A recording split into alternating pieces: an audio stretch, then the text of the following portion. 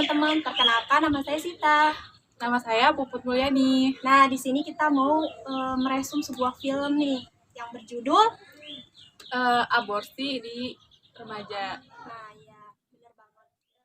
Nah, dari latar belakang si siswi SMA ini itu dulunya dia juga korban ini ya, dari ibunya yang mau aborsi gitu. Korban dari aborsi. Nah, tapi sebelum dia diaborsi itu ada seorang perempuan yang mau mengadopsi dia. Jadinya dia diadopsi lah sekarang sampai dia sudah SMA.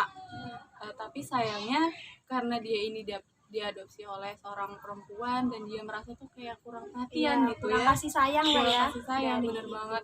Jadinya dia tuh mencari pelampiasan lah ke luar dengan sampai akhirnya dia deket sama seorang cowok. Jadi cowoknya ini tuh temen SMA-nya, sama-sama satu sekolah ya.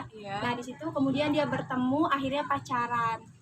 Nah, kemudian dia pacaran, lalu itulah dia melakukan hal yang tidak diinginkan ya, yaitu melakukan hubungan seks bebas ya.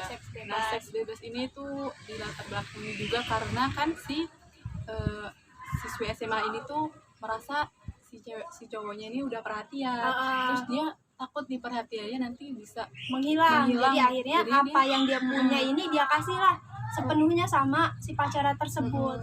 Sampai-sampai waktu dia dititipin ke tantenya itu ya, tantenya marah gitu karena dia bawa pacarnya ke rumah sampai malam gitu ya, pulang gitu. Tapi tantenya ini cara mendidiknya tuh juga salah gitu. Dia memberikan kekerasan ke si siswi SMA ini. Nah, karena dia melakukan hubungan seks bebas, akhirnya kan dia hamil. Kemudian dia ini kan tanya kepada si pacarnya tersebut kan. Dia bilang ya ke pacarnya kalau lagi hamil. Nah, karena si pacarnya, si cowoknya ini merasa dia masih terlalu muda dan belum siap untuk jadi seorang ayah. Jadinya dia minta ini ya, aborsi aja lah gitu. Minta si siswi SMA ini untuk mengaborsi kandungannya gitu. Nah, kemudian diaborsi dengan cara-cara yang pertama minum jamu, kemudian minum anggur, dan yang paling ekstrimnya ini tuh yang paling parahnya nih ya, parah banget, itu sampai menginjak perut si perempuannya biar benar-benar terjadi keguguran. Dan dari situ juga berhasil gugur gitu ya si bayinya. Berhasil. Padahal kan cara ini tuh sangat-sangat berbahaya. Bahaya banget sih. Obat-obatan, terus minum anggur, sampai diinjak itu benar-benar cara yang salah banget gitu ya untuk menggugurkan kandungan. Nah, setelah menggugurkan kandungannya, kemudian kan si ceweknya ini kan masih ditinggal bersama bibinya. Kemudian merasa si cewek ini tertekan lah ya, karena bibinya juga atau tantenya nih galak lah ya. Kemudian dia meminta kepada ibu angkatnya ini untuk ngekos.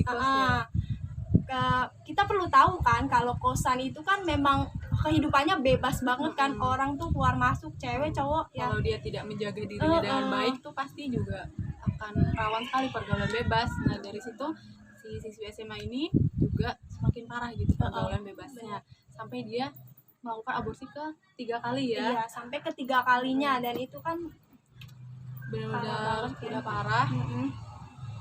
Nah, pas dia aborsi ke 3 kalinya kan, lalu dia melakukan seks bebas lagi sampai kehamilan keempat. Nah, kehamilan keempat ini si ceweknya mulai berpikir bahwa saya ini udah melakukan aborsi 3 kali, masa iya sih harus melakukan aborsi lagi?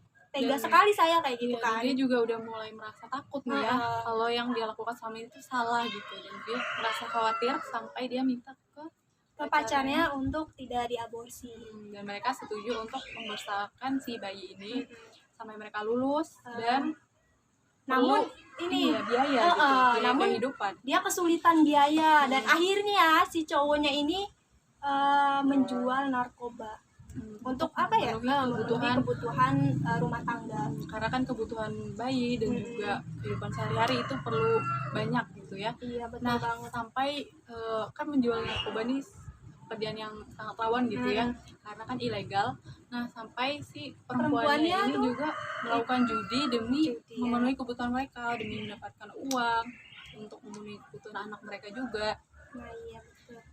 Terus, Nah akhirnya pun kan anaknya sudah besar. Nah pas sudah besar, alhamdulillah nih suaminya dapat kerjaan.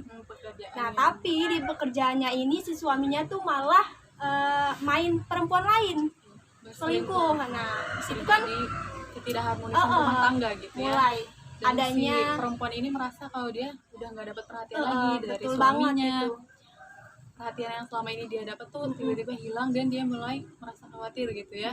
Kemudian kan karena ada perselingkuhan, akhirnya rumah tangganya ini benar-benar sudah di ujung tanduk, sudah cekcok setiap hari lah. Ya, dari sini kita bisa menyimpulkan kalau dari pergaulan bebas itu banyak sekali dampak negatifnya, sampai aborsi yang dilakukan sampai 3 kali, kemudian mereka menjual narkoba, bahkan judi juga.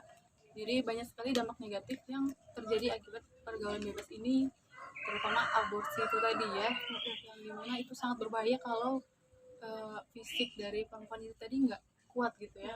Ini kalau perempuannya yang lemah tuh pasti bisa meninggal gitu ya, gara-gara aborsinya tuh kan sangat berbahaya yang dia lakukan itu. Nah, aborsi ini juga kan sudah dilarang ya dalam undang-undang kita di Indonesia nomor 36 tahun 2009 nih, bahwa emang ada larangan aborsi seperti itu.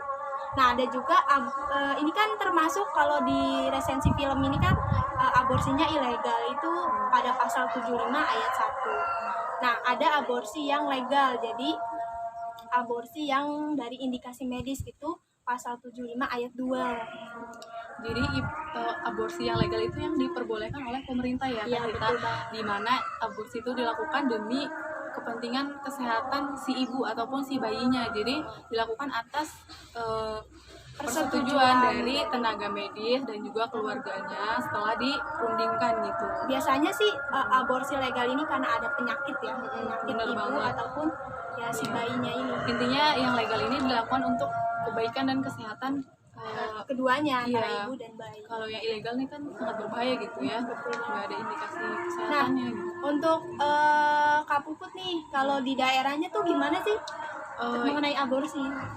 Kalau di daerah saya ya kan kita karena remaja di bawah umur yang pergaulan bebasnya itu cukup banyak, jadi ada juga beberapa tindakan aborsi yang mereka lakukan sendiri gitu, dengan mengonsumsi obat-obatan atau pil-pil yang mereka beli di luaran yang mereka tuh nggak tahu itu bisa berbahaya untuk dirinya sendiri gitu. Kan aborsi tuh kalau dia nggak tahu apa-apa dan fisiknya lemah tuh kan bisa menyebabkan kematian juga ya.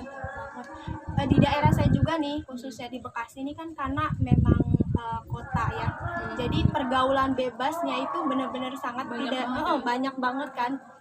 Mereka pacaran kemudian hamil. Nah karena kehamilannya ini tidak diinginkan, akhirnya melakukan aborsi. Bahkan menurut data nih yang saya baca, setiap hari ada 5 pasien yang melakukan aborsi. Banyak banget itu. Banyak banget kan. Nah itu kita perlu adanya sebuah advokasi lah ya, untuk sebuah pencegahan gitu ya, untuk mencegah dari adanya aborsi yang terjadi di remaja Indonesia gitu. Itu kalau advokasinya seperti apa nih kamu? Nah jadi Kak Sita, kan aborsi ini cukup banyak terjadi di remaja Indonesia ya.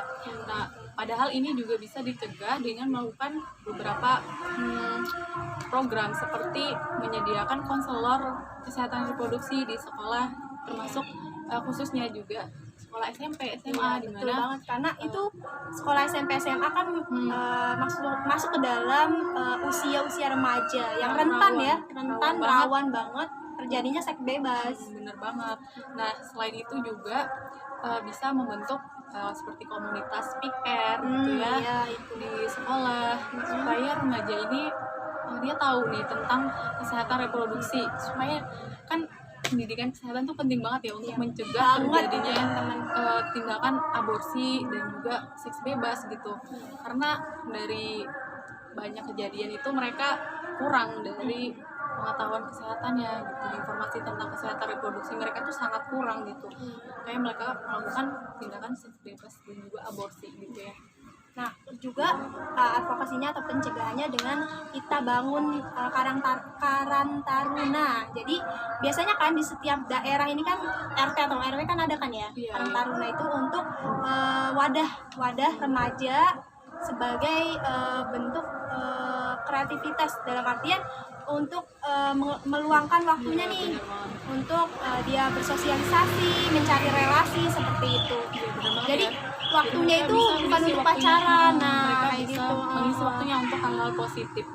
Walaupun mereka pacaran ya, juga mereka tahu nih hubungan yang sehat itu bagaimana gitu dengan adanya pendidikan kesehatan Kespro di remaja gitu. Nah, kita lihat dari film tadi kan advokasinya ada juga tentang dari orang tua perlu banget kan mendidik anaknya tuh harus seperti apa. Memang pendidikan orang tua itu sangat Nomor berpengaruh satu banget untuk pendidikan. remaja. Mereka tuh kan nggak tahu apa ya, mereka belum tahu banyak hal gitu.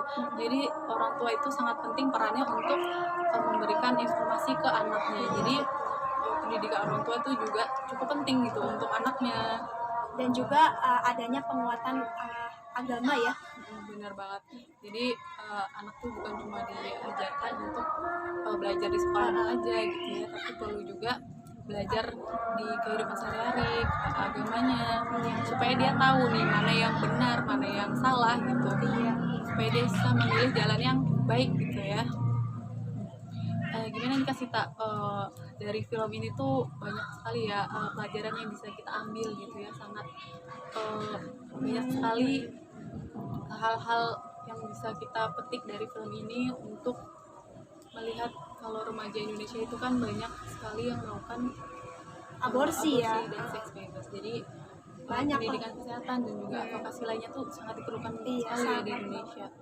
Ya, yang bisa kita petik dari film ini ya, kita sebagai wanita tetap harus menjaga diri ya, jangan sampai kita memberikan apa yang kita punya ini Iya, untuk benar banget. pacar kita ya. Karena kita ini berharga gitu. Berharga. Selain itu juga perlu pendidikan ke remaja laki-laki untuk Betul. dia bisa menjaga perempuan seperti menjaga ibunya sendiri gitu ya. Betul banget. Jadi pendidikan Kespro ini bukan untuk perempuan saja, tapi bener juga banget. laki-laki juga perlu banget kan. pendidikan Kespro ini, karena remaja itu kan terdiri lagi perempuan dan juga laki-laki. Nah itu dia teman-teman, resensi film dari kami, pembahasan dari kami tentang film aborsi remaja di Indonesia. Semoga dari apa yang kita bahas nih ya bisa bermanfaat untuk teman-teman dan bisa mengambil pelajaran. Iya benar banget, pelajaran dari film ini, dari kasus-kasus yang ada di Indonesia juga terkait aborsi pada remaja gitu ya. Semoga tidak ada lagi ya kejadian aborsi atau menurun gitu ya kasus di Indonesia. Dan juga hal ini mengingatkan kita untuk pemerintah untuk meningkatkan pendidikan kesehatan reproduksi untuk remaja di khususnya SMP dan juga SMA, di mana mereka rawan terhadap seks bebas dan juga tindakan aborsi. Ya, sekian dari kami. Mohon maaf kalau ada salah kata, ada penyampaian yang memang kurang gitu dari kami. Semoga ini bisa bermanfaat. Wassalamualaikum warahmatullahi wabarakatuh. Dah.